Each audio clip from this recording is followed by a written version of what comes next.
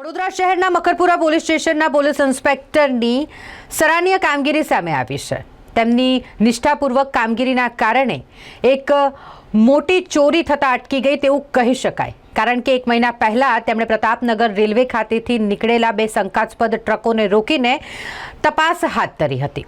2 truck કે જેમાં તેમને શંકા જણાતા તેમણે આ મામલે તપાસ કરી।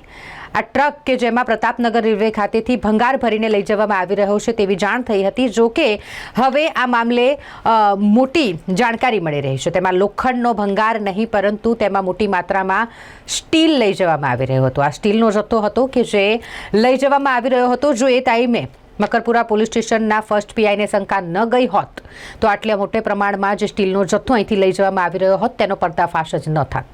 આ મામલે હવે વધુ તપાસ રેલવે પોલીસ દ્વારા કરવામાં આવી રહી છે। રેલવે પોલીસ દ્વારા મકરપુરા પોલીસ સ્ટેશન ખાતે વધુ તપાસ કરવામાં આવી રહી છે।